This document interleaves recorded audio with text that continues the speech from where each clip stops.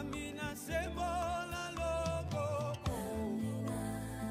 sembola loboko nayo, sembola loboko, utwale longa na monayo, sembola loboko, na betesa na umeli. Frères et sœurs, bien-aimés dans le Seigneur, j'ai une bonne nouvelle pour vous. Un séminaire de 7 jours, ça avait déjà commencé la semaine dernière. Et là, nous sommes dans les 7 derniers jours, comme thème la réclamation satanique. Bien-aimé, peut-être l'ennemi voit que ta vie avance. Alors il a déjà commencé à prendre ce qui t'appartient. Il a déjà commencé à prendre ta santé. Il a peut-être commencé à prendre tes finances. Peut-être à prendre même l'intelligence, les études de tes enfants. Mais ne te laisse pas faire. Tu as 7 jours, bien-aimé, où tu seras avec nous dans les prières, dans les jeûnes, pour pouvoir réclamer ce qui t'est de droit. La Bible nous dit, résistez au diable et il fuira loin de vous. Bien-aimé, résiste afin de récupérer ce que le diable t'a volé. Regarde Job, il était riche, il avait tout. Mais un jour, le diable est venu pour réclamer sa vie. Et il a commencé à tout perdre. Mais le jour où il s'est décidé de se lever dans la prière, c'est ce jour-là où Dieu lui donna encore plus que ce qu'il avait perdu. Bien-aimé, si toi aussi, tu veux que l'Éternel te donne ce que les sauterelles t'avaient dévoré, lève-toi dans la prière. Nous sommes là pendant 7 jours. Nous sommes là le matin à 6 h. Nous sommes le midi. Nous sommes là aussi à 16 h pour couper le jeûne et ensuite à 19 h. Et nous avons encore la prière de la fin à 23 h. Bien-aimé, 7 jours, ce n'est rien pour récupérer ce que le diable t'a volé pendant toute ta vie. Nous sommes là, lève-toi.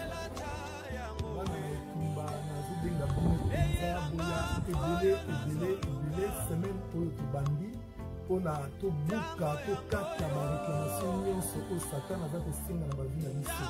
Satan akoki kosenga libala na yo, akoki kosenga sante na yo, akoki koreklame meme mabota na yo. Yango omona kozwa bazemi ezovanda te, okozwa libala ezosimba te, okozwa mosala bazolongola puisque oza na kati ya réclamation. Bien aimé, soki Pierre oyo azalaki réclame bongo yo na ngai bien aimé, yango ya kozanga te. Semaine mobimbo tozobanda oyo bien aimé, eza semaine ya jeûne et prière. Donc kozanga te biso nyonso bien aimé tozala vraiment. Ngai pasteur na bino Miko Bachika nazobenga bino ebele na Facebook. Tokozala bongo tous les jours na 6 h du matin heure de Paris, na 12 h heure de Paris, na 16 h des temps tozofungola jeûne avec Maman Liliane heure de Paris, pe na 19 h ngai moko na zoya mpona komema mino na révélation pe na prière, pe na 23 h 30 Maman Liliane azoya kozongisa biso lisusu na jeûne et prière. Donc lelo toza dimanche, lobi lundi, mardi, mercredi, jeudi, vendredi, samedi pe dimanche nde tozosukisa oyo eza sondele suka bisanga. Bien aimé, kozanga te. Landa biso na page na biso Miko Bachika Ministry, page Facebook na biso Miko Bachika Ministry. Aimé yango bien aimé, s'abonner na page wana. Landa biso pe na YouTube na biso, na chaîne na biso ya YouTube oyo ezali bongo Miko Bachika TV. S'abonner bien aimé, pe sinon la cloche mpona kotalisa te aimé vraiment, pe olandaka ba émission na biso en live. Mais landa biso na radio na biso et ezali bongo radio étoile du ciel. Donc c'est au petit www.étoilediciel.tv de bien aimé okokota na kati ya site wana pe okoki kotélécharge l'application kuna ezala Android ezala Apple. Nzambe apambola bino bien aimé bozanga te tous les jours pe dimanche nde tozokende kosukisa mosala oyo les réclamations sataniques. Voilà, Nzambe apambola bino bien aimé.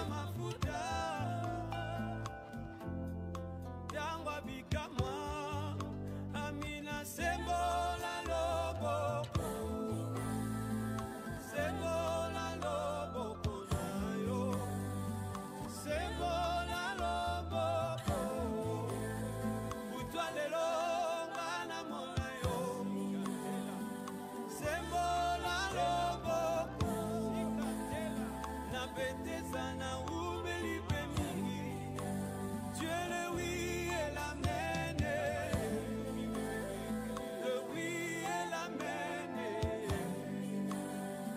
Nani, nani, nani, nani, nani, nani, nani akufa, oh malazo. nazoya awa eza na makambo mosusu oyo nzambe atie pa moto oyo epasser Miko Bachika en tout cas aza na nzambe et puis afongoli bamakambo mosusu oyo eza evandi na kati ya baracine ozo comprendre. Donc aza mutu mo azoloba très bien, azo s'exprimer très bien, azo défendre thème na ye très bien et puis makambo azoloba eza makambo oyo vraiment ayebi yango malamu et puis yango pe eza pena évangile à temps convenable pour na bana nzambe yango na pona nga na éviter bato ebele même ba batala biso na télévision baya koyoka pe elengi o bato nyonso bazoyoka awa na limite mutu mo aza décide bato nyonso bazoya en tout cas baza ne sengo et puis ba grand témoignage ezali makambo ebele nzamba osala naza témoin oculaire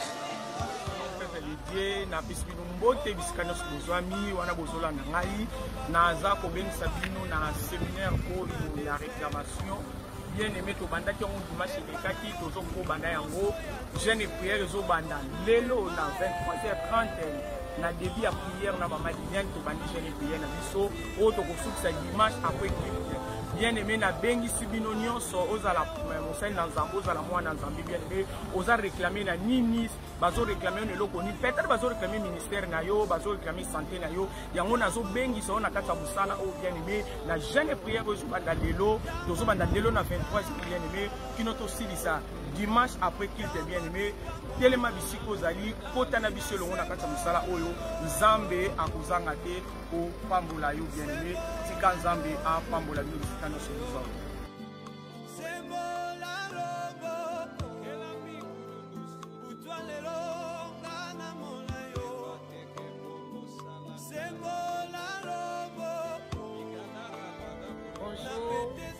Bonsoir, ça dépend de ce qu'a aux amis bien aimés dans la Messie depuis le début de notre séminaire.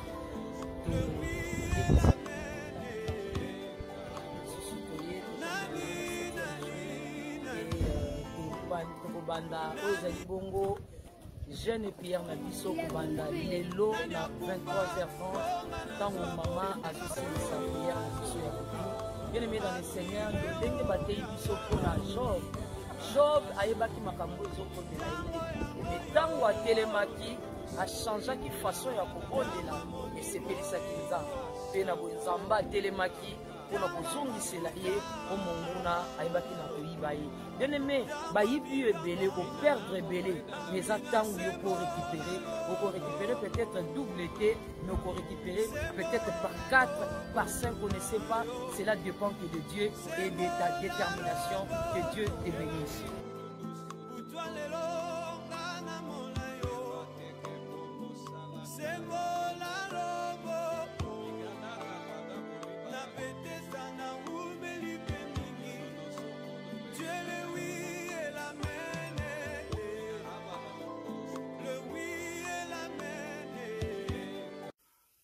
Shalom, shalom, shalom.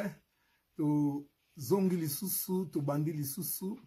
To lobi e bandi, e bandi, e bandi, e bandi. E bandi en Argenteuil, e bandi na Val d'Oise. E bandi, e bandi, e bandi bien-aimé. E bandi partout na bamboka nyonso bozwami. Babisika nyonso bozwami bien-aimé na Belgique, na Allemagne, na Hollande, na Scandinavie, na Portugal, na Espagne, na Grèce, na Turquie, na Maroc, na Algérie, na Nigeria, na Bénin, partout, na Afrique Mobimba, na RDC, na Congo Brazza, na Angola, na Gabon, na Tchad, na Centrafrique, na Côte d'Ivoire, na Cameroun, et bandi, na Bénin, et bandi, na Zimobimba, et bandi na Australie, et bandi pe na États-Unis, et bandi na Canada, na Mexique, et bandi na Uruguay, na Cuba, partout na ba anti, et bandi, bino bosibo koti, bien-aimé, boloba bravo Jésus-Christ, botia ba cœur, ba like pour nous signaler présence na bino pembo kanini bozwami, loba et bandi na Belgique, et bandi na Tunisie, et bandi partout, tia mboka na yo, to beteli yesu maboko, lokola maboko mwe komona na te bien-aimé, to tie ba cœur, ba like, ebele. Wana liboso na bino, frère na bino, moumbu na bino, pasteur pe berger na bino, Miko Bachika le guerrier. toza bongo na mama ya likambo oyo tozolobela bongo sur les réclamations sataniques. Tozolobela bongo les réclamations sataniques. Donc toza nanu bien aimé na premier jour na biso ya jeûne et prière, hein, premier jour à jeûne et prière, to bandaki lobby, donc le lot tozoko baga na jeûne et prière, puis deuxième jour bien aimé tokokota à partir il y a 23h, donc 23h30 mais 23h et longona Mama Liliane Bachika, Mama évangéliste. Voilà, alors partagez vidéo bien aimé, partagez na WhatsApp, partagez na Messenger. Taguer baninga tia ba kombo ya baninga bien aimé ba kombo na Facebook na ba commentaire na yo soko tie kombo place ya zali akomona ke invité quelque part. Donc invité baninga, invité, partagez bien aimé, partagez bisika nyoso zwami boyebi ke oya biko sala malamu asali yango tasali mabe. Bien aimé bibo bi évangile o il fait comme partout po nzamba lingite batu ba kufa, alingi batu ba bika. Yango na posa na ezali ke évangile est partout. Donc, yo pour contribuer à l'avancement évangile, tant que vous partagez biloko oyo. Tozo mona batu bazo partager ba émission ma finga, oyo finga mama na yo, bazo partager pour mona nombre de vues moko ya makasi. Mais bien aimé oyo biso tozo pesa, c'est ça la bonne nouvelle. Donc si vous partagez te penza bien aimé, vraiment kokamisanga. Donc partage au maximum na ba groupe nyonso. Aux ali membres, partagez nzamba zo mona yo, partagez na ba groupe nyonso, partagez na WhatsApp, partagez na Messenger, taguez pe baninga bien aimé, partagez na YouTube, partagez partout. Na ebike oko pambulama. Alors tozolo bela bongo les réclamations sataniques. Ce qui réclamation est au pluriel puisque ba réclamation est ndenge ebele.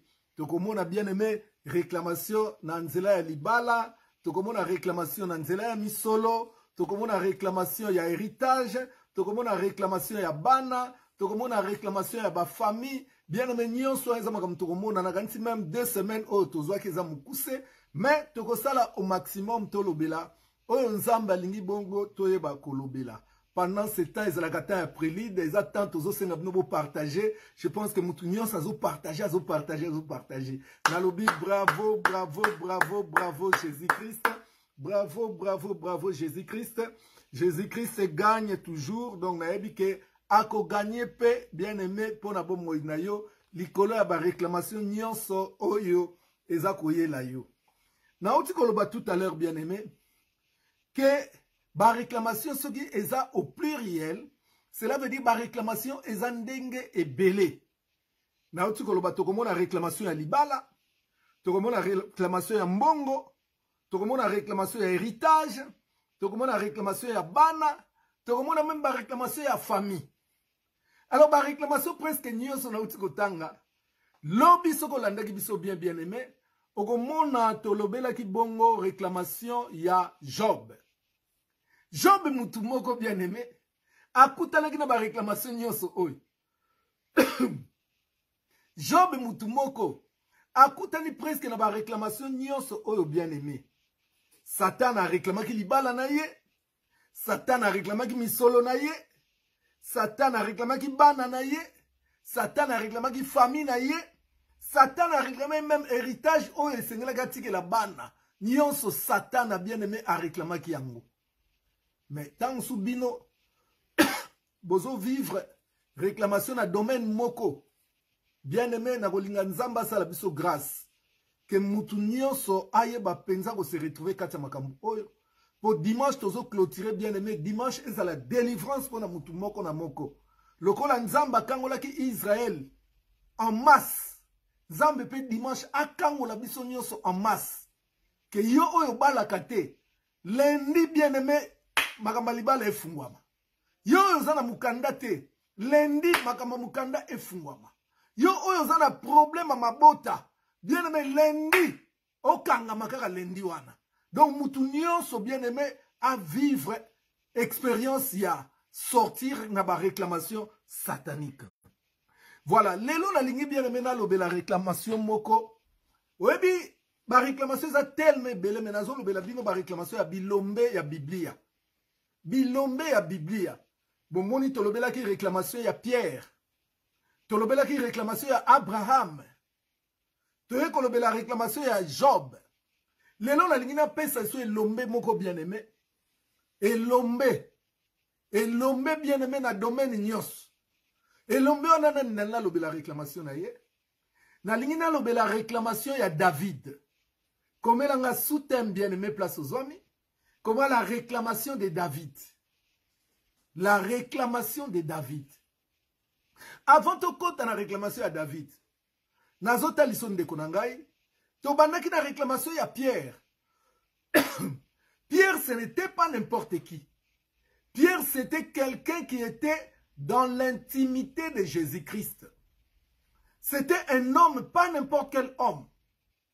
C'était le premier pasteur de l'église. Yango komona même mukolo Pentecôte et kokaki. Bien-aimé, mouto ya théalité à liboso l'église, c'était Pierre. Puisque Pierre n'était pas n'importe qui. Pierre a lobby, tu es Simon, fils de Jonas. Mais sur toi, je bâtirai mon église, tu deviendras Pierre. Bien-aimé, Pierre, on a zalaki moutou pambate. À côté qui n'a intimité à Yesu. Ayeba qui va secret à Yesu. Ayeba qui même rythme ya prière à Yesu. Bazalé ko sambila yena Yesu côte à côte. Bien-aimé, à mon qui même transfiguration à Yesu. Oh, à mon qui Élie na Moïse. Donc Pierre, ce n'était pas n'importe qui. Mais tala Satan a ndenge a réclamé qui est. Tala Satan a ndenge a réclamé qui est bien-aimé. Cela veut dire sa réclamation est banga ka mutute. Et tala ka niveau ya mutute. Et tala ka bozu ya mutute. Et tala ka niveau ya foi na yote. Et tala ka te yoza archibishop, yoza papi shop te. Réclamation il a ka mutunyos. Yangwana lobby lisusu hier. Tout le monde qui réclamation à Job. Bien-aimé Job, Nzambe yemoko azo témoigner Job. Alobi mutu moko na mokili lokola Job azalite. Mutu moko abanga kanga lokola Job na mokili azalite. Donc Job était un homme par excellence, bien-aimé. Oyo Nzambe azo rendre témoignage. Mais tala bien-aimé, Satan a hésité à quitter pour réclamer Job. Donc na lo baboui. Réclamation ça makambo ya ba païenté. Réclamation eza bien-aimé makambo ya batu nyos. Na osambelaka. Na osambelaka te. Eza te po yo salaka lisumu te Satan akobanga oke ayena osimbe te po ya salaka ne lisumu te. Non, bien-aimé o sala lisumu sa lisumu te Satan ako réclamer yo. Yango na biso bana na Nzambe, Nzambe azo avertir biso. Alobi, un peuple sans révélation, c'est un peuple sans frein. Qu'est-ce que cela veut dire? Donc, mouton a la révélation, aza mouton a vivre vie na kaka normal. Satan a réclamé, a na bana 4, Satan a salié 3, yazo mon maliwa ngoka normal. Or que non, un enfant de la guerre. Ce qui a moni bien ma bandi ko perdre ou comprendre que réclamation est à a kokota na révélation pour aluka nani aza ko réclamer. Pe si manango bien aimé soka yebi nda ko yeba place ko tinda moto, akoyeba ndenga ko bunda bitumba. Voilà, on a rien à introduire. Pour total sa réclamation à David. David également bien aimé, ce n'était pas n'importe qui. David azalaki mutu oyo. Nzamba lokota ki sima ya bibwele. David azalaki mutu nzamba yeba ki bien que David azalaki bien aimé mwana oya botamaki na nzela mabe. Puisque David abotamaki na kindumba, azalaki mwana ndaku te. Papa na yake kobota ye na mwasi ya makangu. Mais papa na ya récupéré na place David avanda na ndaku te batinda David na zamba, David avanda na zamba. Na nae bisayo mtozo la nanga bien aimé. Ato bota maki na kindumba, atoza mwana deuxième bureau, atoza mwana troisième bureau, atoza mwana septième bureau. Mais nzamba yeba kiyo. Satan ata atinda na mokili, mutatinda na mokili za nzambe. Yangona nzamba yeko tinda mosali na ye, akende ko wendre David. Mais malgré ba wanyaki David, ba zongseki David kaka na zamba na famille na ye. Famille na ye zongseki kaka na zamba.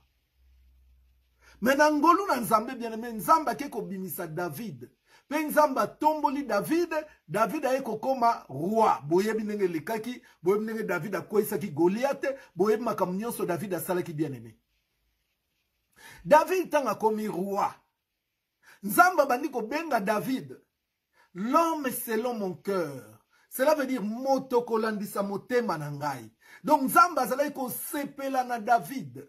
nzambe bien aimé azalaki kosepela na David ntango azotala David nzambe azoyoka esengo ndenge nzambe mpe azalaki koyoka esengo bien aimé mpo na Job lolenge moko nzambe mpe azalaki koyoka esengo ntango azotala David.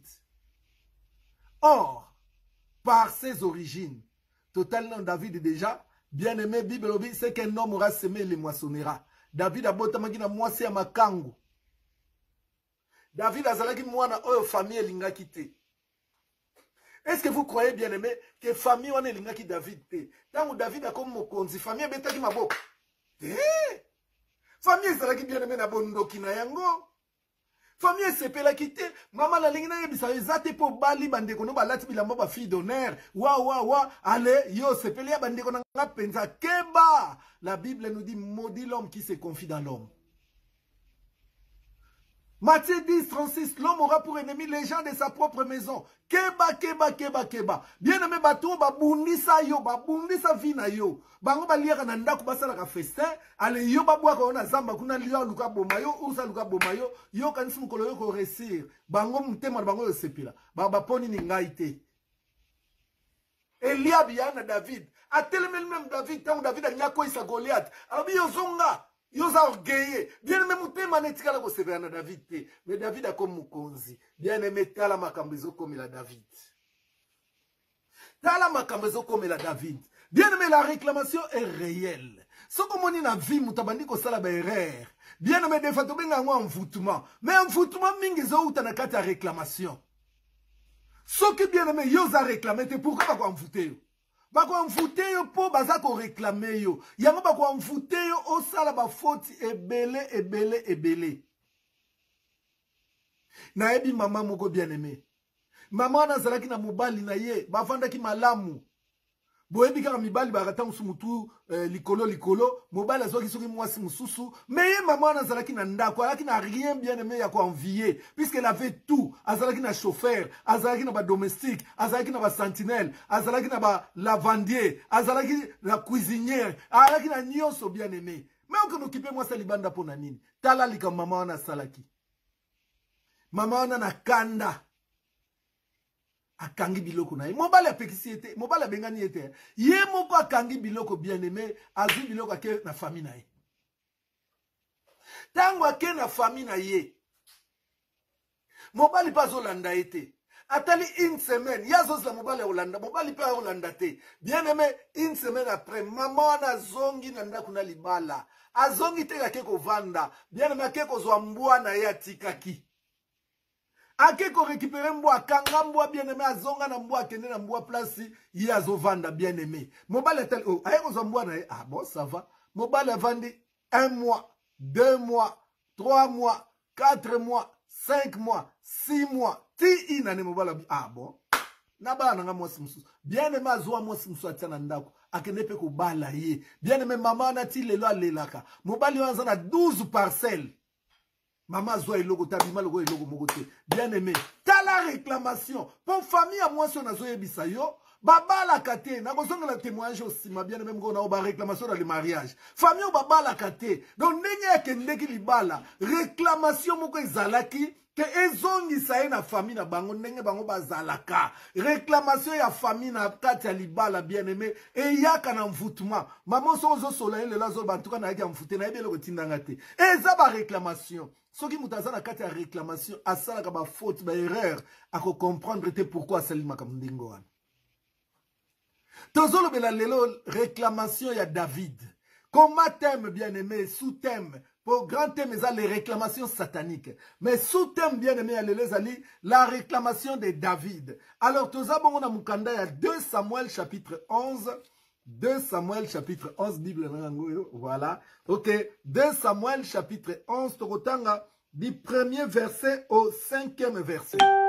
Moi, na maïle komelangai, comment 2 Samuel chapitre 11, du 1er verset au 5e verset. Comment yango bien aimé, comment pona bande kona nyonso. D'ailleurs, yope comment nazola bana mutu nyonso, muta komita za mutu makasi. Mutu nyonso comment sous-thème. 2 Samuel, sous-thème la réclamation de David. Comment si bien aimé, texte de base na biso, oh ça texte de base. Yango tolobi eza 2 Samuel 11, 1 à 5. Boyebi biso lelo tokanga ba verset belé pourquoi? Po tozala kokoma, tozokoma. Tant plus que zokoma, plus que zokota pe zovanda. Yo koma rate olandika te koma.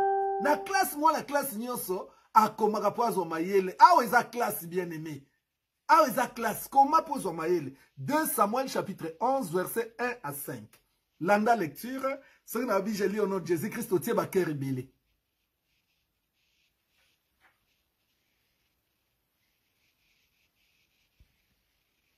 Alors, bien-aimé, je lis au nom de Jésus-Christ.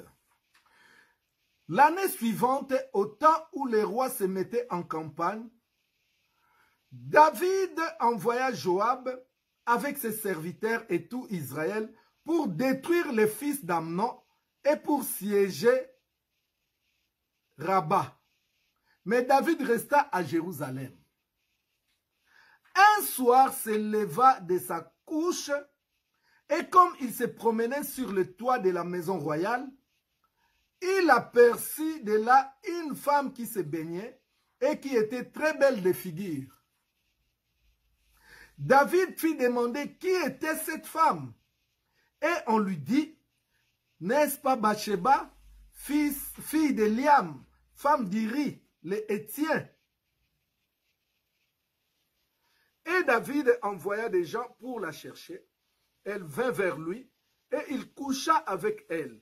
Après s'être purifiée de sa souillure, elle retourna dans sa maison. Cette femme devint enceinte et elle fit dire à David, je suis enceinte.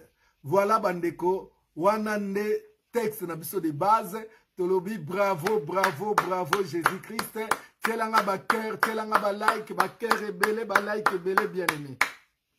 Awa bazotalisa biso nini? Lisolo ya David, oyo mutu nyonso na kanisi ayebi yango malamu. Lisolo ya David na mwasi ya Iri. Ah, batalisi biso nini ke ezalaki na période moko ba roi nyonso bakendeke guerre. Mais David aboyaki kokende guerre, avandaki na ndaku na ye, pe bien aimé ko vandaki na ndaku, mukolo moko azotambola na palais royal, bien aimé azomona mama moko kuna kitoko pembe lokola mofude. Mama wana azo sukola. Mama wana azo sukola. Ebi soko azo sukola. Ebi kebati ba otala yote. Oko kota na kati intimité na yo. Oko sukola ba parti intime na yo. Oko simba nzoto na yo. Nyonso wane yaki cinéma po na David. Azo tala ngo en live. Atali albi. Mwasi kitoko boye. Oh, penzanga ifuna zwayi kaka. Bien matindi batu na ya. Tuni wana nani mwasi wana azo sukola kuna. Babi oh, mwasi ya Iri le Hétien. Oyebi ete soda na wana ya mpiko wana. Abia ekipaka te. Yo mutoloba ekipaka te na yebi soke ekipaka. Bien ma boke neko zwela ngaye ye azalaki roi nanya koboya ye nanya kotelemela ye. Bakeye kozwa mwasi wana baye na ye. D'après la Bible, David a couché na mwasi wana. Pe mwasi wana peu de temps après ayebi sieke naza na zemi. Nazali bongo na zemi. Bien aimé, voilà l'isolo na biso tozolobela. Na yebisaka yo ke eloko asika na Biblia ezali te makam nyonso na Bible eza ya kala. Mais seulement ezota la révélation nzamba azopesa na mukolo wana bozotanga makambo wana. Bien aimé, moi si ayebisi David papa, depuis tobimaki na nazomona te. Omona te nini? Ona omona te ba période na ngai comme mobulu nazomona na ngai eloko te. Donc c'est que naza na zemi. Bon on a koyebisa Iri nini? Bien aimé, komaki moboulou. Et komaki moboulou. Première chose à retenir, bien aimé. David, basi bazalaki belé. Azalaki mokonzi. Akoye kozwa mwasi nyos. Akoye même kozwa vierge, une fille vierge. Akoye kozwa ye soka lingaki. Mais bien aimé. Ayebaki mobali ya mwasi oyo. Eloko ni etindaki akineka kolinga mwasi wana. Oh bien aimé, na lingina fungola yo. David était piégé. Mouto azala kati ba réclamation. Bien aimé azalaka piégé. Azalaka piégé. Mouto soki masangezo réclamé. Okomona bien aimé moi makasi. Ako se retrouver place moko ba bimiseli pe bouteille ya masange bela bien ya pio. Azota la théorie fona melangoka. Il fona melangoka. Moto soka za mvoute bien aimé. Bako luka ba piégé. Bako tele moi si pembeni. Nenge batela ki Joseph bien aimé. Mais Joseph nenge bibobi résister au diable. Il a résisté qui mais David a résisté qui te. Bien aimé, David a quoi qui na piège. Soki mutu. Oyaza réclamé. Nazo sabino bien aimé. Ba démonionso ya monde ba kotelemela mutu wana ba démonionso ya mokili ba kotelemela mutu wana satana kolashe ba mbwa na ye nyonso cela veut dire ba démon na ye nyonso démon na démon asala tout pour ayeba ko récupérer yo puisque yo za réclamé na monde de ténèbres oza réclamé na monde de ténèbres. David était réclamé dans le monde des ténèbres. Il fallait bâtir la bien aimé démon oyo parier ba ko zo David pour David vina ezala ki réclamé démon ni batela ki David bien aimé batela ki David sirène maman Bathsheba sirène bien aimé azana mutoaza na désordre sexuel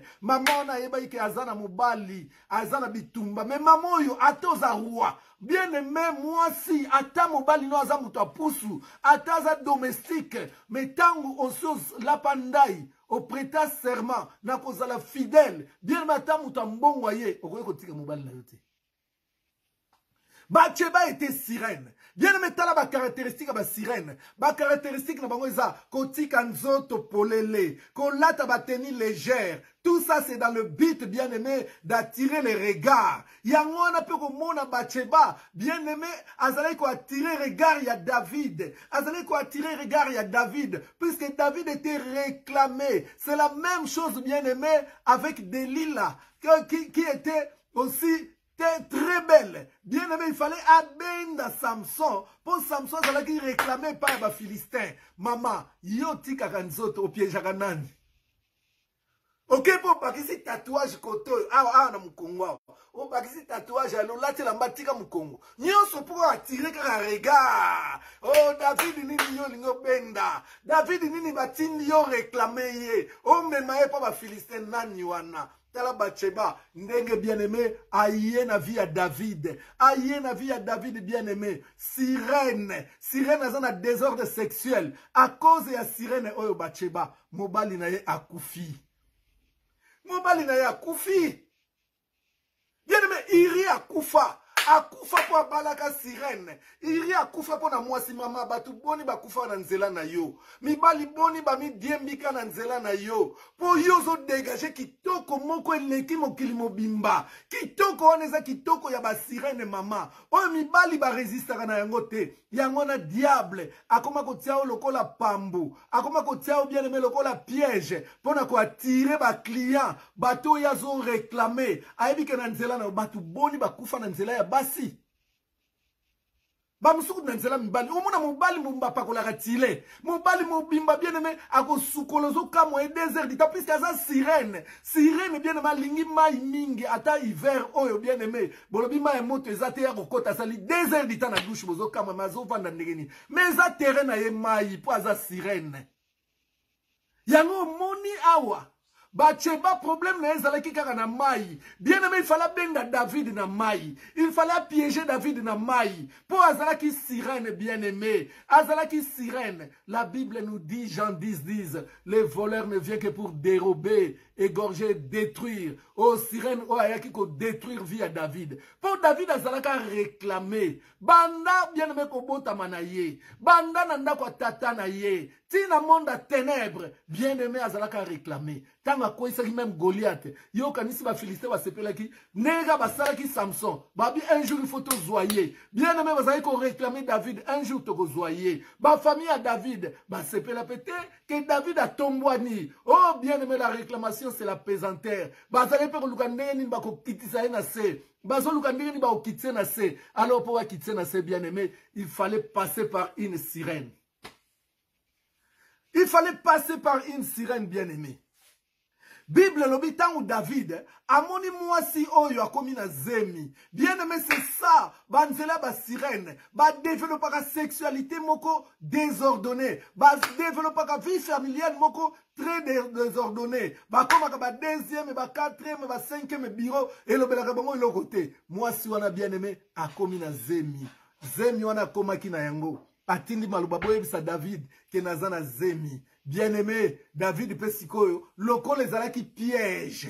Piège Satan a tiaki. Oh bien-aimé, piège ni mbatela yo. Ba papa boni vina bango e beba. Vina bango e beba bien-aimé. Ba mataka basalaka na mbongo e bele. Menelo ba kita bien-aimé na nzelaka ya basi. Okomona mutu. Soka comme na mbongo e bele bien-aimé. Ba kotiele ba sirene na banzela na ye. Ba kotiele ba sirene na banzela na ye. Akom na mwasi ya kini. Akom na mwasi ya poto. Akom na mwasi ya boye. Akom na mwasi ya Facebook. Bien-aimé nyonso kaka yeti. Kosala ba sex tape na Facebook. Bien-aimé la vie ya basali na nzambe ndenge zobeba na nzela kaka ya ba Facebook oyo bien aimé puisque ba sirene bazawana ba sirene ya oyo mwasi yango tangaka mafuta o nini oyo ke mobali kaka na Facebook boye pa bimisi nsoto na bandi ko sala makambo oyo basala kate oza sirene mama oza sirene o batindio na monde à ténèbres pour on détruire vie ya papa wana na lebsa no bien aimé batu mususu ba miye bakate ke aza sirene mais na websa no na monde à ténèbres il y a l'utilisation satanique.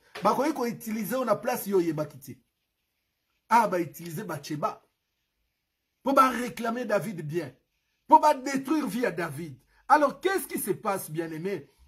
David a accueilli comme ça la meurtre, abomi iri, Pratika na Bathsheba. Bien aimé makambo isale maka. Basi boni baboma bambanda. Bamibali boni baboma bambanda. Bien aimé nzoka ndezara nango piège. Pour ba détruire vie. Alors, tokei mbala mongo na 2 Samuel chapitre 12. Komela nga mwana mayele. 2 Samuel chapitre 12 verset 1 à 6.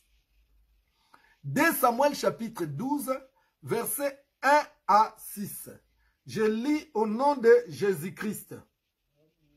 L'Éternel envoya Nathan vers David, et Nathan vint à lui, et lui dit, il y avait dans une ville 2 hommes, l'un riche et l'autre pauvre. Les riches avaient des brebis et des bœufs en très grand nombre. Les pauvres n'avaient rien du tout qu'une petite brebis qu'il avait achetée. Il la nourrissait et elle grandissait chez lui avec ses enfants. Elle mangeait de son pain, buvait dans sa coupe, dormait sur son sein, et il la regardait comme sa fille. Un voyageur arriva chez l'homme riche, et le riche n'a pas voulu toucher à ses brebis ou à ses bœufs. Mais pour préparer un repas au voyageur qui était venu chez lui, il a pris la brebis du pauvre et l'a apprêté pour l'homme qui était venu chez lui. La colère de David s'enflamma violemment contre cet homme, et il dit à Nathan, « L'Éternel est vivant, l'homme qui a fait cela mérite la mort. » Et il rendra 4 brebis pour avoir commis cette action et pour avoir été sans pitié. Voilà, bien-aimé, réclamation à David. Réclamation à David. David est l'homme selon le cœur de Dieu. Bien-aimé, aonini, Nzamba tindi moumbu na Nathan. Alors, makambu David a sali na sepeli na ngata mukete. Kende ko yebisa yeke na sepelite. Nathan ke na lisese. Nathan yebisi David alobi mutu moko na mboka moko ezali na batu mibale, moko mozwi, moko mobola. Sikoyo mozwi azalaki na ba brebis ebele. Mais mobola azalaki na brebis moko azalaki kolengela kolala na esika moko, azo melise na kopo na ye, azo sala makambo nyonso, pe mutu ya brebis wana ezalaki kolala na tolo na ye. Mais un jour na mboka ngo, roi to mozwi ayambi mutu moko mopaya. Sikoyo ifala lambela ye biloko. Atali ya ba brebis na nge bele bona ko simba bango te.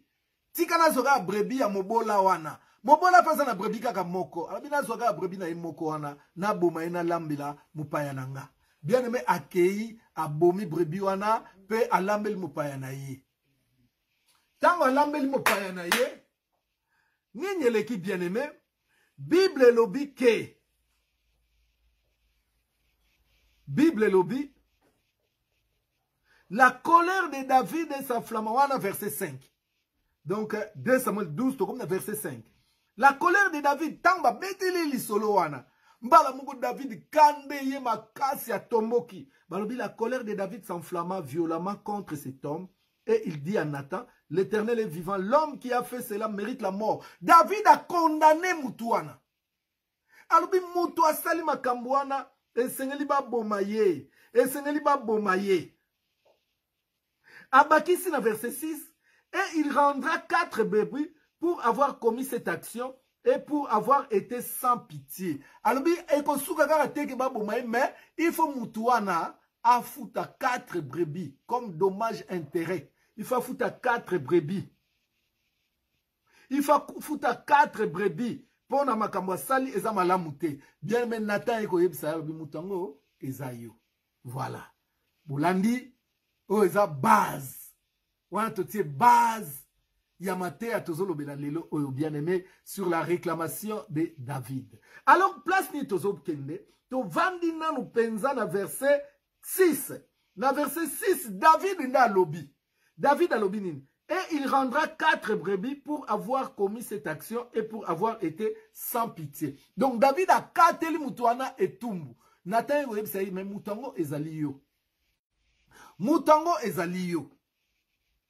Landanga siko malamu bien. Problème ezali wapi? Bible zotali sabiso. Kaye abomaka ndeko na ye Abel. Tangu Kaye abomaka Abel.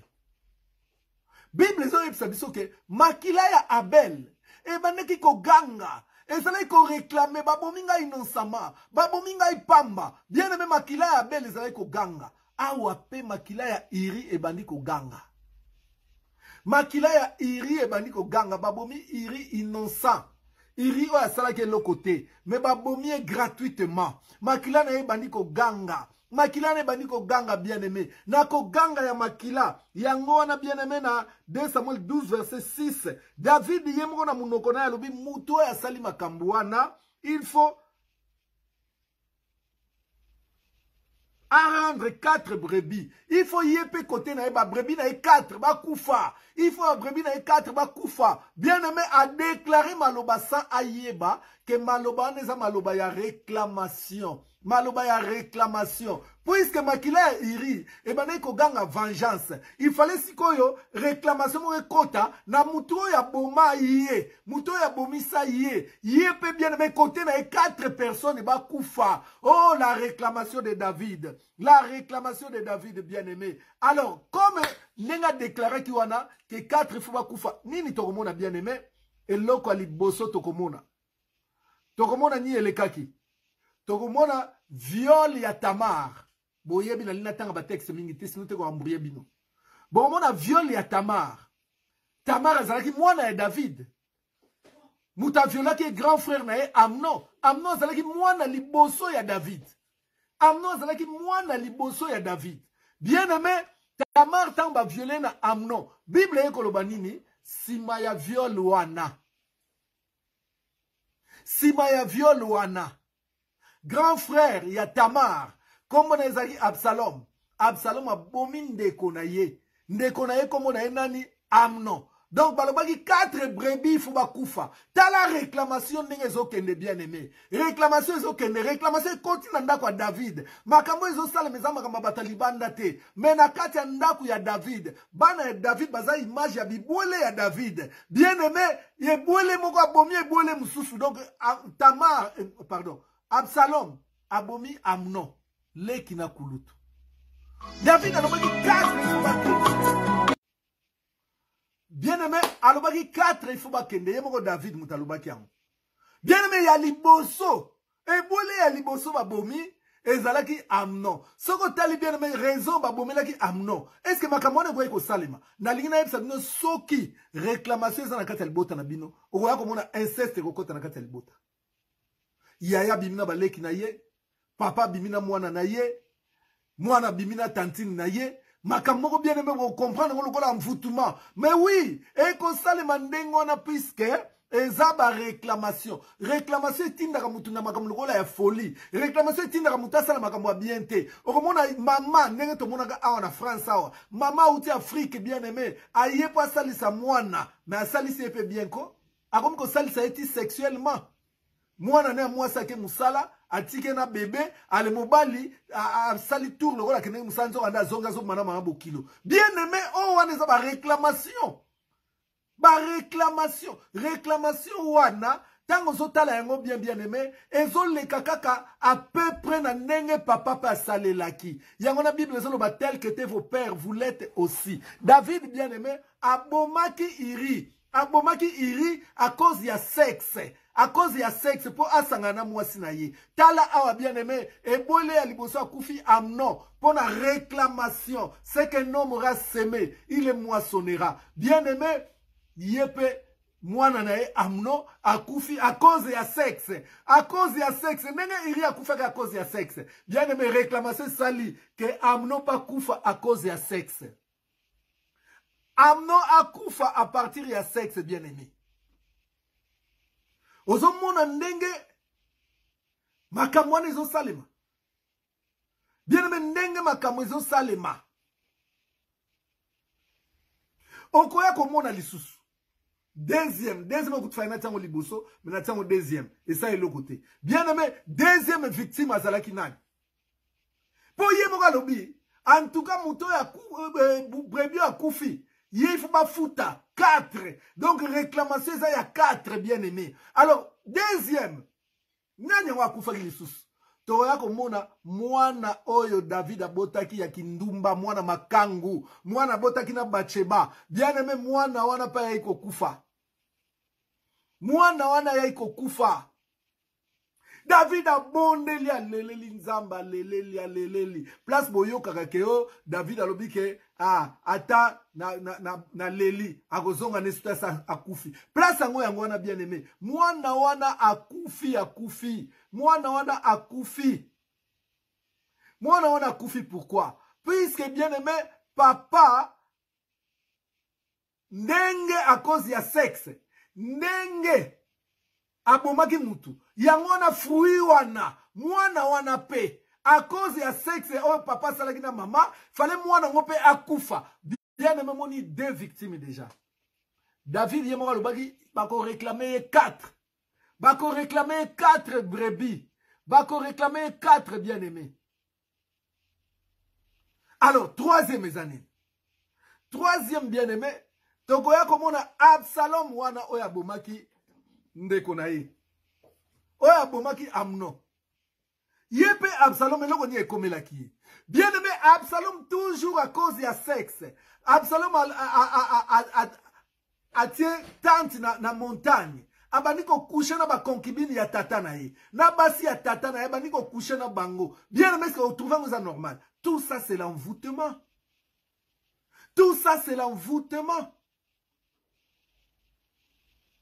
Bien aimé, tala ninga envoûtement et mi famille. Déjà mi balé bakei. Troisième bien aimé, à cause de toujours ya sexe. Yepe Absalom oya bomaki Amnon à cause ya sexe. Yepe Absalom bien aimé, abaniko coucher na basi ya tata na eta la réclamation dingue mi makabato. Tala ninga réclamation zo mi mabato. A coucher na basi ya tata na ye bien aimé. Si manango eloko ni eko leka. Si manango bien aimé, Absalom yemoko ayeko kufa.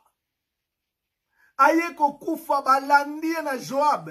Joab azalaki mukonzi ya mampinga ya David. Tango alandie bien aimé, Joab abomiye. Joab abomi Absalom. Bien aimé, Absalom akufi. Po akende ko simba basi ya tata na ye. Bien aimé, immoralité na kati ya famille. Troisième victime réclamée par les sangs d'Iri. Troisième victime bien aimé. Troisième victime. Tant que Rokola na ina camarade na ngamoko. Azo sepela bien ma sepela garçon pa alagi gentleman hein. A sepela na nenga mukete. Azo sepela ponini. Famille moko ezalaka famille bana bato mbongo basi kitoko.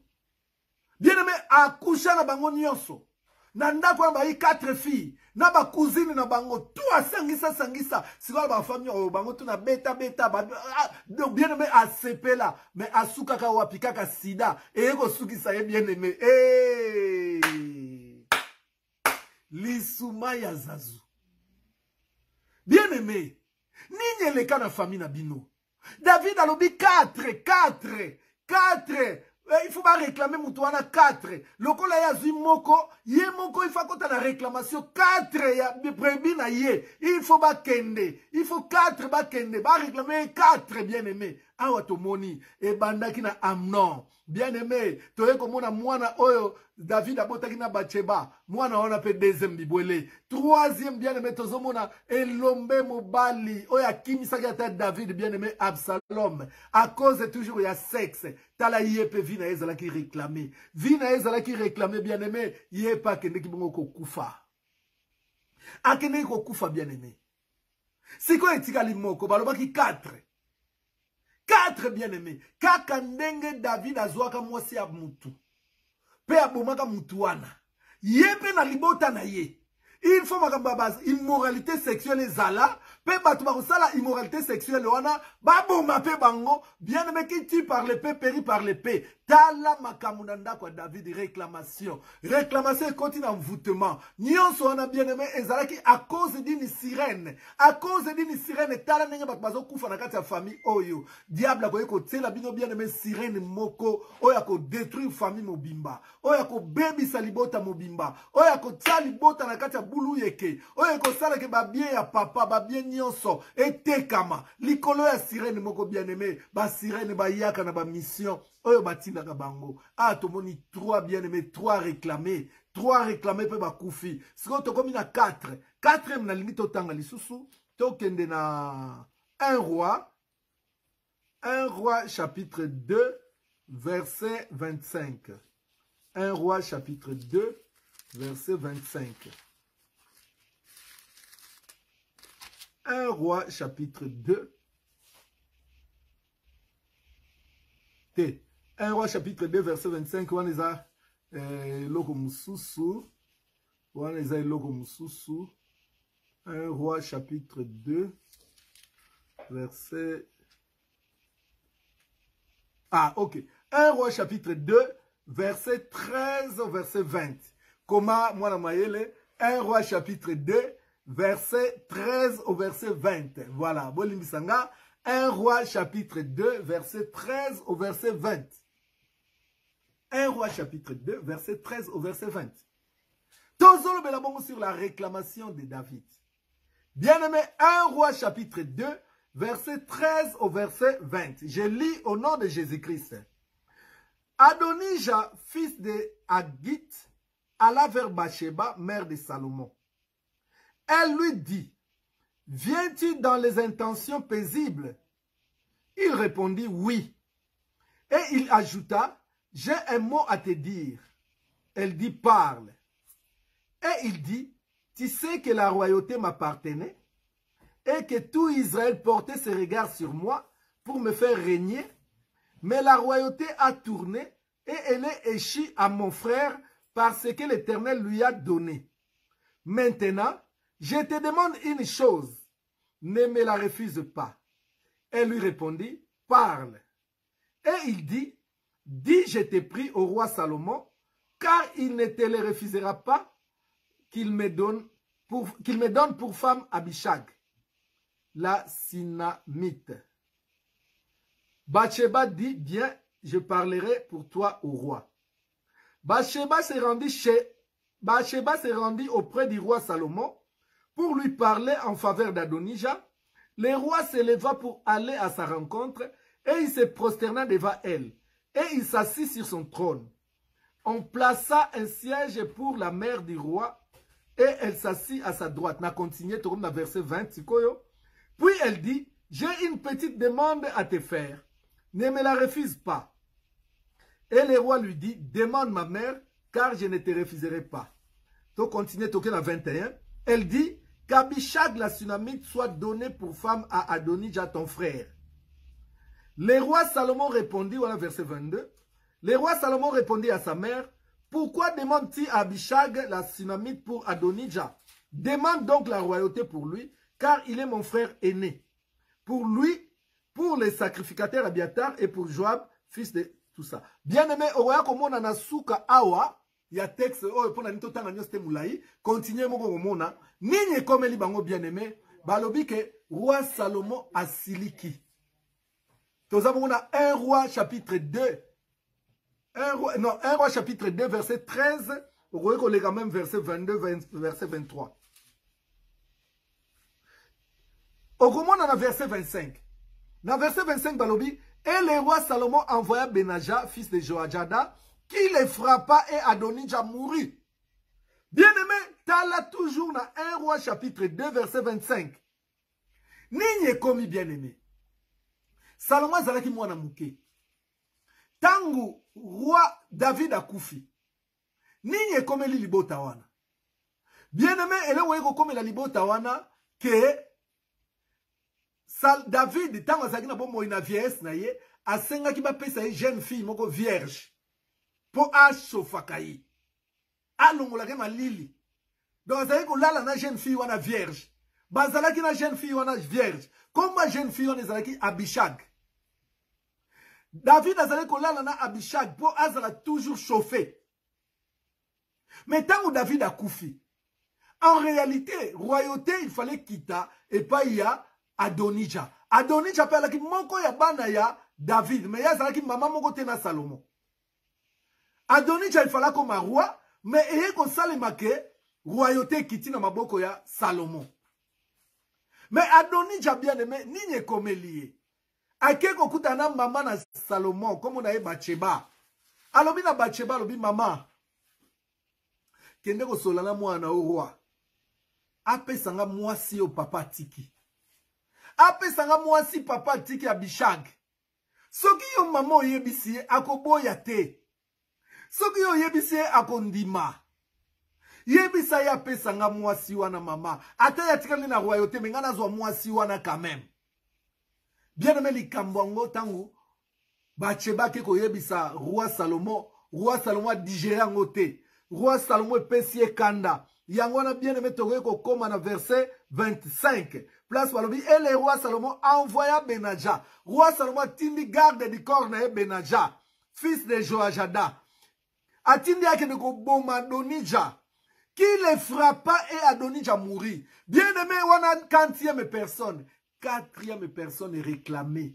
4e personne. Yemoko Salomon mutalobaki. Mutu te. Yemoko David mutalobaki. Mutu oyo asali makambuana. Faut pas réclamer 4 brebis. T'as 4 brebis bien aimé. Oyo makila ya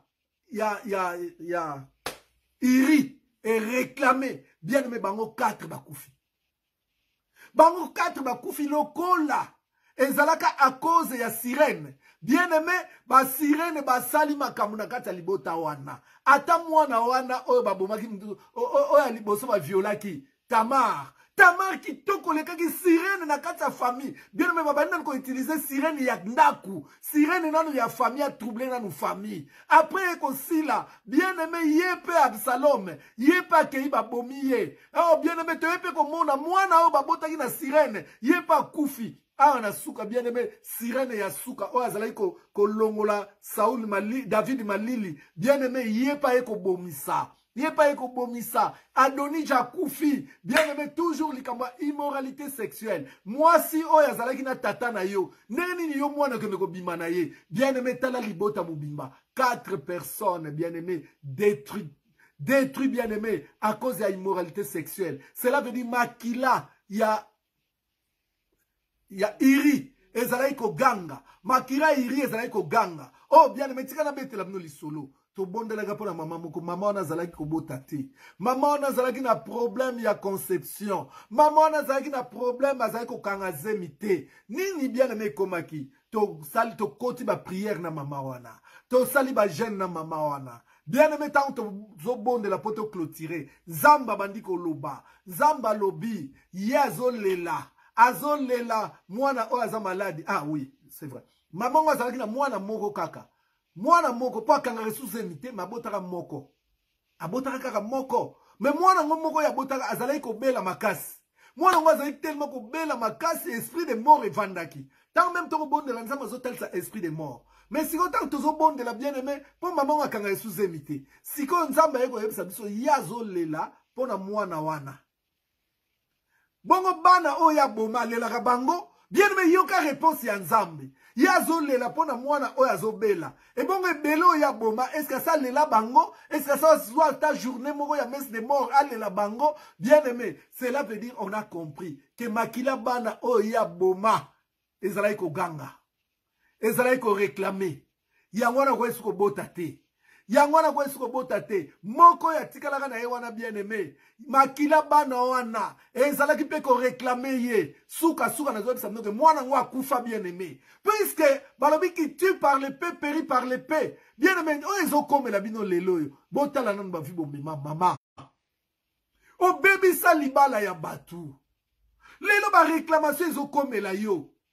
Yo zo condamné ka batu mutu mabe. Poneti awa so total na maele na ngana oya bomutu. To komona Absalom aza mutu mabe, abomi ndeko na ye, abomi Amnon. Mais zalaki Absalom azalaki pe envoûté. Absalom azalaki envoûté puisque réclamation me makabatu na envoûtement. Bien mais so za na réclamation, wa ko sali so makambu oyo na état normal wa ko sala yango te. Yango Paul azoloba misérable que je suis.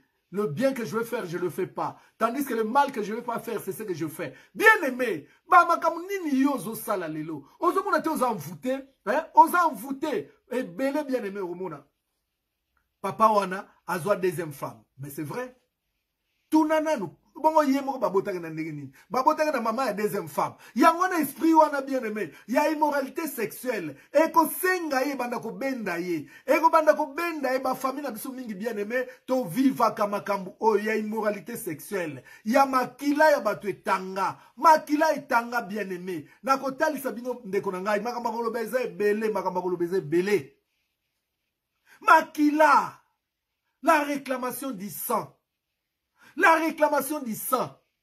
Ata zemio yo zolongo la maman. Zamba zoloba. Avant que botama na yeba kiyo. Avant même on a formé dans le maman. Na yeba kiyo maman. Baba na pe yo boma. Bagangaka.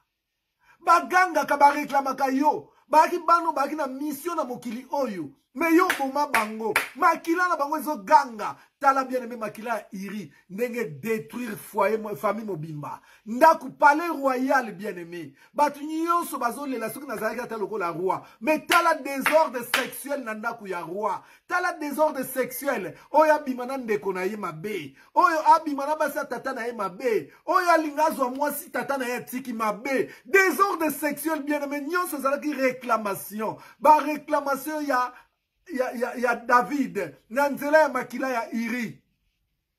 Nanzela ya makila ya iri. Bien aimé banani oyo. Famille na bino est sacrifia. Lelo boza réclamé. Papa libota na eza réclamé. Maman libota na eza réclamé. Yango na Job a ebisi biso. Na Job 8:8. Tanga mwana maele koma. Job 8:8. Nini Job alobi kuna? Job alobi, interroge ceux des générations passées et sois attentif à l'expérience de leur père. Bien aimé, libota mso gende ko bala. Ba ebiso ba bala ka bango te. Po bango ba kufela ga mibali. Puisque boyebi makambo elekaka te. Boyebi makambo elekaka te. Tangu su mama na bango mtabomaka tata na bango. Po atika na bambongo, atika na héritage. Bien aimé, bino bokono bala na libota wana. Nzoka nite libota wana. Makila ya papa wana egangaka. Yangana mobali nyonso akoya. Akokufa. Bien aimé. Réclamation na nzela ya makila. Makila egangaka. Makila ereklamaka.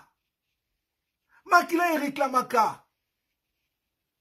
Makila nabote. Egangaki. Sur famille à Jézabel na Akab. Bien aimé bana na bango batika la bien aimé malamu te. Tokotala ngo sima soki nzamba lingi. Yangwana mama. Bokomi kobota bana ba autiste. Bokomi kobota bana ya maladi. Bokomi kobota bana ba défaut. Est-ce que zana makila moko zo ganga te? Makila moko zo ganga. Bien aimé. Na koyebi so place réclamation ezali. Réclamation que vous allez à dire indéterminé. Comme peu réclamation et que vous allez y a libella. Réclamation libella. Ah, bien aimé, il fallait à 4 personnes. Il fallait qu'à 4, bah réclamer qu'à 4. Peu condamnation on a réclamation. Et puis maintenant nous on a yemoko David. Réclamation on a bien aimé bimana nous on a yemoko David. Alors il faut foutre à 4. T'as la 4 n'enge bakei bien aimé. Tala 4 n'enge bakei. 5e makufa na ete, 6e makufa te. Yango mona ba famille belé bien aimé, okomona ba yaya liboso ba bala kate, mais leki na bango mutaye ko banda ko bala. Bien aimé puisque tant réclamation souka kiwana leki ye a concerné la réclamation moté yangwana bien aimé okomona na kate ba réclamation il y a des particularités. Je donne l'exemple bien aimé balobi ke mwana mobali nyonso obota na famille ba kobomaye. C'est le cas de Moïse. Bien aimé o nyonso babota maka ba Aaron babota maka et concernant bangote mais loi ne ko banda réclamation ne ko banda na nzela ya Moïse mais ba Aaron bazala ki na bango bazala concerné te réclamation bien aimé za rappel na ba particularité nango. Ah, balobi 5 te, balobi 6 te, balobi 10 te, balobi 4 kaka mutu, baza réclamé 4 kaka baza réclamé. Bien aimé, yoza 40e. Tout le monde a na nuit de prière, tout ça qui bien aimé. Tout le monde qui ba gabaonite, ba réclamé qui 7 bien aimé, ba réclamé qui 7. Mais nani, oh, ba yeko l'exaye, mais fi mo chèque ba yeko l'exaye, le la 8e, ya zara qui épargné. Yango makam nyonso tolo bakate na famille na biso boy, na famille na biso boy. Makam se ko zala e concerné famille mobimba. Mais mususu bien aimé concerné kaka yo, mwana yo ko bota ko kufa. Bana misatu ba ko kufa. Bana na yo, oyo boti na mama oyo, ba ko bana kate. Bien aimé baza réclamer na vie na bango. Baza réclamer.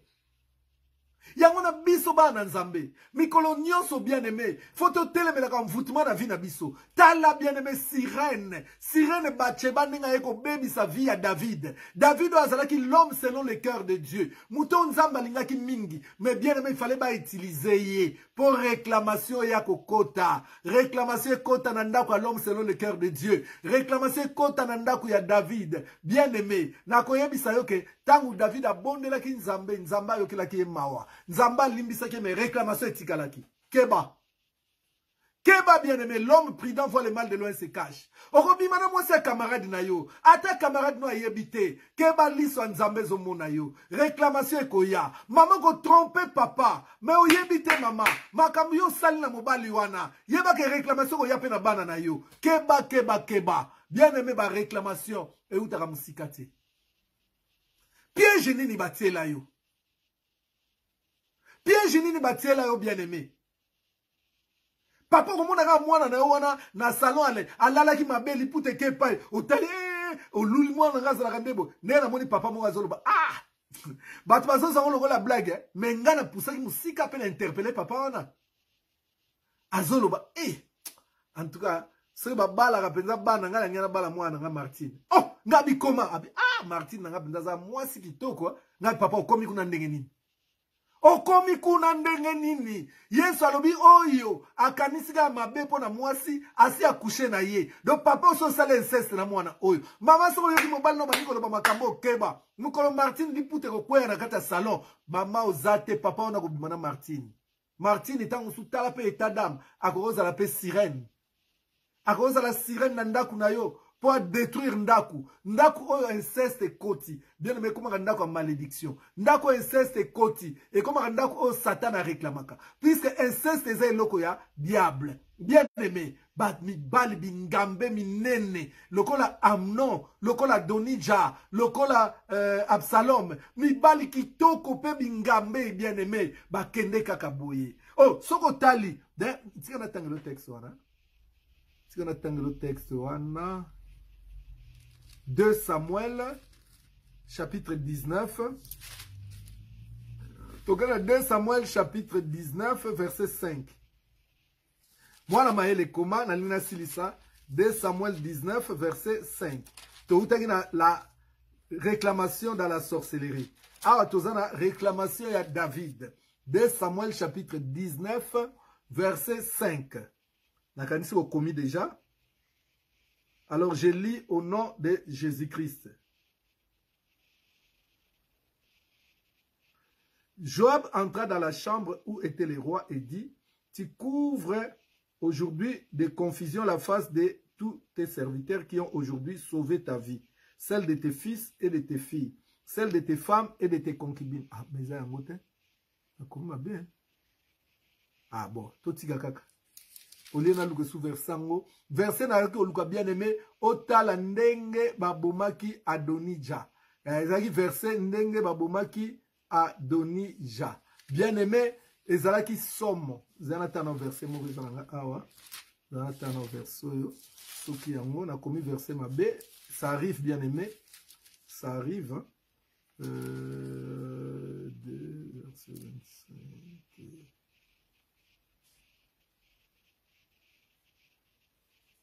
t'es autostotangai déjà bon c'est pas grave bien aimé donc pour comprendre awa bien aimé que diable pour azo puisque yesu alobi Satan azakoya mais eloko na ezakati nangati donc Satan azoya pour a détruire you azoya pour a réclamer you mais lokolo zana eloko na ete moi a réclamer you ezate mais yo zotamwa na sainteté ozobanga nzambe eloko ni Satan akosala akoleka na nzela ya piège ako piéger yo tanga ko piéger yo yo kwei par exemple neta kindumba okwei na meurtre okwei na songi okwei na makambo nzamba lingaka te puisque ba piégeaki yo bien aimé tango yo okwei na piège wana na nzela ya mvutuma siko Satan akoya ko réclamer po eloko yo koleli eza eloko na ye yango akoya po a détruire yo dans la vie ya David ndenge vi na ye ebebi dans la vie ya famille mobimba ndenge famille baby bien aimé à cause ya réclamation o ye na nzela ya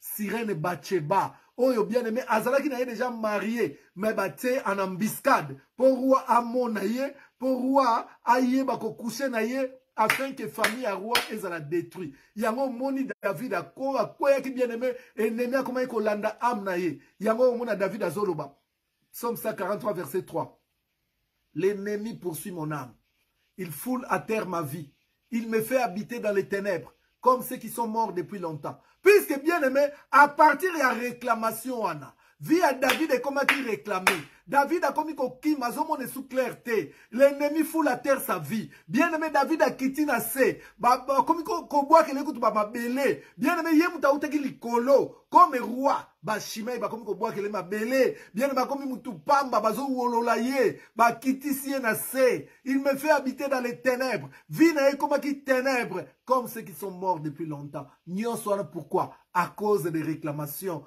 causées par la sirène Bathsheba. Maman. Mobali ozomona yoza mwasi libala mama. Yozomona mobali wana keba mama na ngai keba. Aza sirene ezalaka ya mwasi te ezalaka pe ya mibali. Yoza mwasi libala eloko nyango zoluka libanda mama. Eza indécent, hein? Tala kutolo be pa itozonge pa ya te eza bien te mais to comprendre.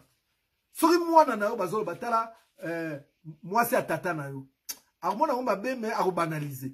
Mais ce pas talisa mwasi ba talisa mwana na yo. Tala makangwa mama na yo. Ah, koyo kango ma bepenza. Mama ta yo moko na makambo zo sala. Zo mona normalité. Ozo sangisa mibali 4 5. Ozo ikutu zene zo yebana te. Mama okwei na mbiscade. Okwei na mbiscade yango la réclamation ekota na vie na yo. Réclamation ekota na vie na yo bien aimé. Basi boni.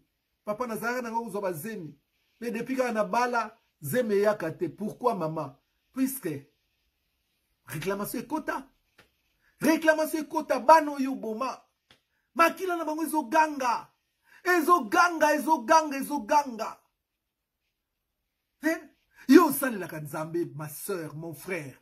O sali la kanzambe, o sali 10 ans na vie chrétienne. Atali bala na nete, kanga motema mama. Okomi ko coucher na batuana. Yo ebi batuana, est-ce que yo ebi etadam na bango? Tangu su baza ba Bathsheba, bako yiko zala ba sirene, tala nanu yo elombe. O résistant na ba tentation nyonso. Maman o résistant na ba tentation nyonso. Mais ndenge no koyi kaka na ye. Tata wana za sirene, aye ko baby sa carrière na yo. Yango lobi ko meka na bonzambe ministère ezo simbate puisque oza réclamer. Mama so eza kana obanda ko lela nzambe. Mateo na te ile lo bien aimé. Ezalo Mateo ya kobuka réclamation te. Ezalo Mateo ya kolela. Kobuka ne ba piège. Kobuka bien aimé ba mvutuma nyonso. Ko détruire ba sirène nyonso batana banzela na yo. Pour lobi ba ya ko réclamer au bien aimé. S'il y a une réclamation, on sait qu'il y a une cause. Il y a une cause. La maison de David était détruite. Maison de David détruite. L'immoralité sexuelle. Des meurtres dans cette maison-là. Bien aimé, ma meurtre na bango, ça bango na bango. Bien aimé, immoralité sexuelle. Bango na bango. Tala na nous famille na mnonde bo vivara bien aimé. Ki churika rabino. Oya azui moi c'est aleki na ye. oyo azwi cousine na bango moko boye, oyo boye, bien aimé nyonso wana, c'est à cause de ce qui s'est passé. Votre famille était basée sur quoi? David, famille est basée sur l'inceste. David, famille est basée sur l'immoralité sexuelle. David, famille est basée sur le meurtre. Yangona biloko wana meurtre. Bien aimé, immoralité sexuelle. Yangonde, il fallait réclamer bango. Ata ozan nengeni Adonis Chazaki na problème te. Adonis Chazaki na problème te, bien aimé. Mais, loko la base ya famille na bango. Ezalaki immoralité sexuelle. Yango réclama qui est tala ninga ko kufa. Likola immoralité sexuelle. Immoralité sexuelle. Paul Azoloba, je veux que les jeunes se marient. Paul Azoloba, pour ne pas brûler, il faut moisi azana mobali, mobali azana moisi. Bien aimé, ozolukani libanda. Oyo ko coucher na ewana ayasola za kitoko, mais puisque za sirène, kala bien aimé Bacheba. Balobi David akangi mutema te malgré azala ki roi. Mais akangi mutema te bien aimé, batela ki Satan atela ki na mbiscade. Sirène moko boye tanga monye kalobi ngaka ifoye. Mama, mibali oyo bima na bango. Est-ce que baza wa sirène était? Papa basi oyo bima na bango. Mibali boni bien aimé na kokenda Afrique, ba bomi ba vi na bango awa. Ba bomi ba foyer na bango. Po mwasi yake ko bimane na Afrique kuna bien aimé. Nzokanda azalaki pambo, azalaki piège bien aimé. Azalaki piège. Lelo ba réclamation à finance et quota. Réclamation libale quota. Mbongo ezalaki soute, libale kufa. Pe mutango lelo kangama na Afrique kuna bien aimé likola makambo oyo keba. Na bino pe bozo beng sa mibali na Afrique na telemel mutute eza libali eza partout bolingo eza partout mais mobali wana zo beng sa na Afrique est-ce que yebi état d'âme na ye po mona kika na Facebook kitoko mobali pe kitoko elekaka te bien aimé basire na mibali baza pe bele keba mama tuna état d'âme soki David atuna ka état d'âme mais moi si azo mona bien que ngai awa na komona ye ndenge nya yenga ko sukola place wana bien aimé David anya ko na makambo tenda kuna ngai obeba te. Mais t'as la faute. T'as la faute, bien-aimé. Ndenge memi. Lobi bien-aimé na kokote la bino ba réclamation à source. Lobi to kolobela ba réclamation à source. Tokota la bien-aimé na kati ba réclamation à source. Tokota la libala, tokota la finance, tokota l'héritage, tokota la bana, tokota la ba famille. Ndenge ni diable azo réclamer biso bien-aimé. Touta wapi na mabota nini? Tala ba innocent. Bana David nyonso 4 bakufa. Bazaka na bango ba innocent. Mais réclamation oye bimaki même na mnoko yemo David nde e réclama bango po e même bango na kufa. Mama na bino asala makambo nini? Azwa mobali ya bato. Kala ndenge David azwa ki mwasi ya bato. Yango wana bien aimé bazo réclamer mabala na bino. Bino bokoyi ko bala te. Papa na bino azwa mbongo ya bato. Ayiba mbongo ya bato. Bien aimé yango wana lelo bazo réclamer finance na bino ato zwi mbongo yo mbongo ife kende kaka ife kende. Voilà pour la lelo ndeko na suki awa. Zambe a pambola bino. Outi la jeune na lingi na doublé aux prières makasité puisque tout à l'heure to zonga sina mama Liliane na 23h. 23h30 mais 23h. Les réclamations sataniques. Lelo to outi komona bongo la réclamation de David. Hier, ils ont la réclamation des Job. C'est là que cœur, ceux qui m'attaient tout yo, ceux qui bien aimés se retrouver, ceux qui nzamba lobele au penza, tia ba cœur, tia ba like, belé, le bas Jésus-Christ gagne toujours. Pour Jésus n'a kata ka réclamation. Bien aimé, nazo talisa yo kaka.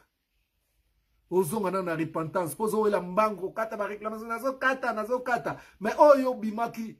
Na mobali wana mobali yango yebaki etadam na ye pe ozalaki kosambela eloko oyo kamwisanga yango wana osambelaka mokende koboma ndenge nini oyo nayebi eloko etina nga te envoûtement piège tia baker balike babravo Jésus-Christ gagne toujours mpona lelo bien aimé tosuki awa bobosana te na 23h juste toza na prière na mamali pe na 6h juste du matin toza na bilombe oyo babiso na prière na 6h du matin pe na midi juste toza na prière na mamali pe na 16h ya lobi nde toza lisusu na prière na mamali pona kokata jeune na biso et puis na 19h naza na bino en direct ya église lobi mardi Zamba Pambola Bino bien-aimé, c'était votre frère, votre serviteur, votre pasteur Miko Bachika, les guerriers. Bobo Sanate, bien-aimé, bo aimé, pe bo s'abonner na page na biso Facebook, Miko Bachika Ministry. Miko Bachika Ministry, bo aimé page Joana, pe bo s'abonner na yango bien-aimé. Et puis, bo s'abonner pe na YouTube na biso, o ezali Miko Bachika TV. Miko Bachika TV, pe bobo sanate, bo kende na www.étoilediciel.tv. Étoile du ciel sans accent, tout attaché.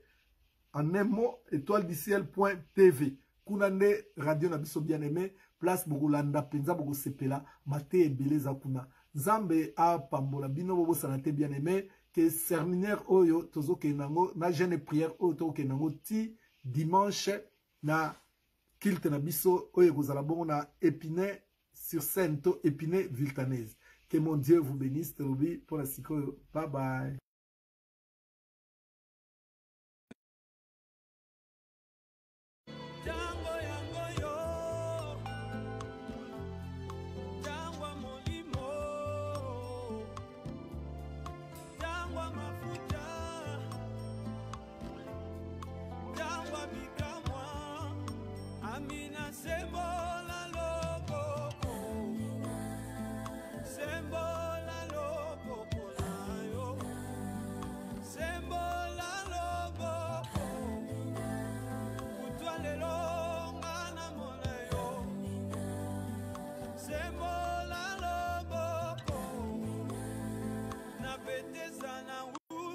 Frères et sœurs, bien-aimés dans le Seigneur, j'ai une bonne nouvelle pour vous. Un séminaire de 7 jours, ça avait déjà commencé la semaine dernière. Et là, nous sommes dans les 7 derniers jours, comme thème la réclamation satanique. Bien-aimé, peut-être l'ennemi voit que ta vie avance. Alors il a déjà commencé à prendre ce qui t'appartient.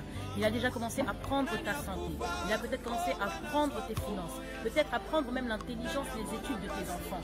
Mais ne te laisse pas faire. Tu as 7 jours, bien-aimé, où tu seras avec nous dans les prières, dans les jeûnes, pour pouvoir réclamer ce qui t'est de droit. La Bible nous dit, résistez au diable et il fuira loin de vous. Bien-aimé, résiste afin de récupérer ce que le diable t'a volé. Regarde Job, il était riche, il avait tout. Mais un jour, le diable est venu pour réclamer sa vie. Et il a commencé à tout perdre. Mais le jour où il s'est décidé de se lever dans la prière, c'est ce jour-là où Dieu lui donna encore plus que ce qu'il avait perdu. Bien-aimé, si toi aussi, tu veux que l'Éternel te donne ce que les sauterelles t'avaient dévoré, lève-toi dans la prière.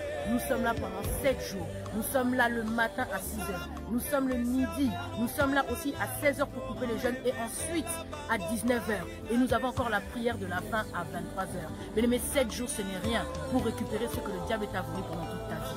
Nous sommes là, lève-toi.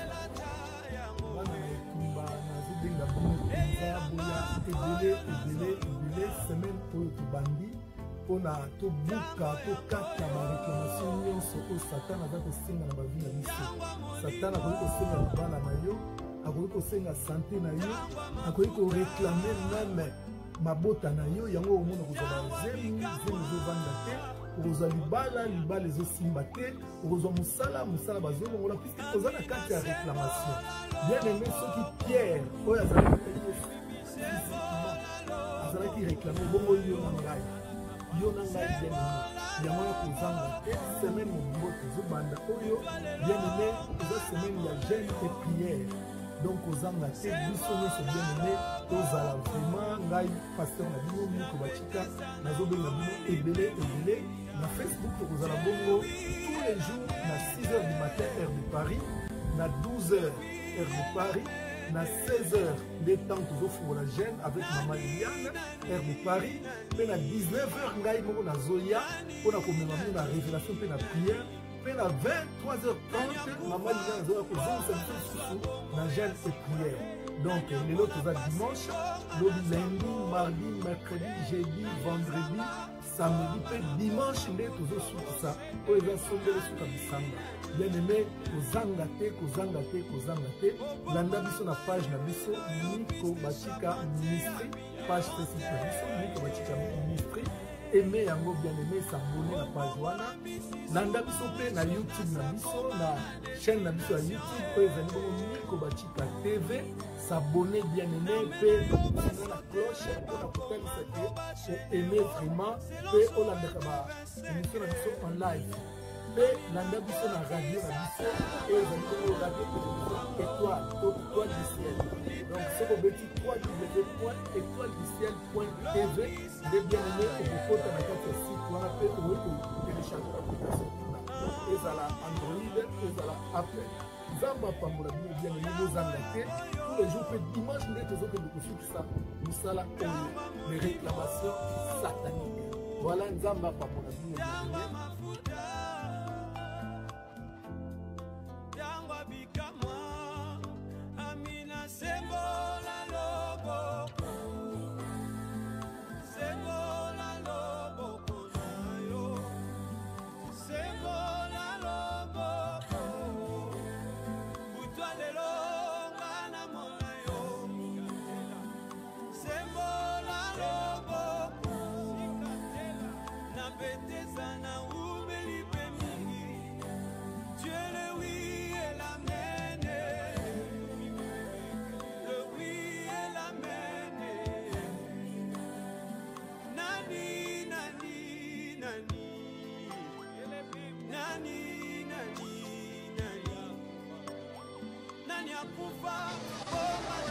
nazoya awa eza na makambo mosusu oyo nzambe atie pa moto oyo epaster Miko Bachika en tout cas aza na nzambe epuis afongoli bamakambo mosusu oyo eza evandi na kati ya baracine ozo comprendre donc aza motu moko azoloba très bien azokexprimer très bien azodéfendre thème na ye très bien epuis makambo azoloba eza makambo oyo vraiment ayebi yango malamu epuis yango mpe eza pena évangile à temps convenable mpona bana nzambe yango na mpona nga na éviter bato ebele même bao batala biso na télévision baya koyoka mpe elengi oyo bato nyonso bazoyoka awa na ndimi te motu moko aza awa aza décide bato nyonso bazoya awa en tout cas baza na esengo epuis bagrand témoignage ezali makambo ebele oyo nzambe aosala naza témoin oculaire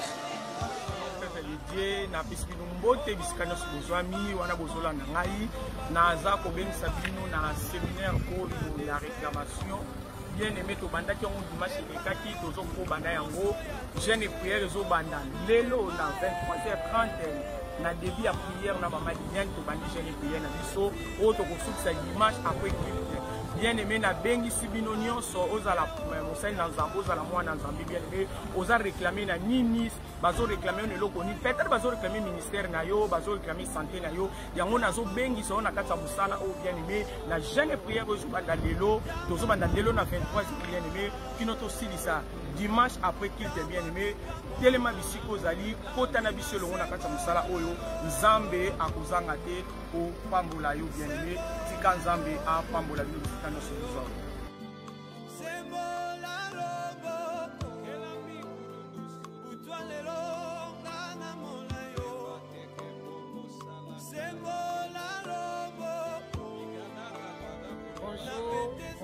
Bonsoir, ça dépend de ce qu'a aux amis bien aimés dans la ici depuis le début de notre séminaire.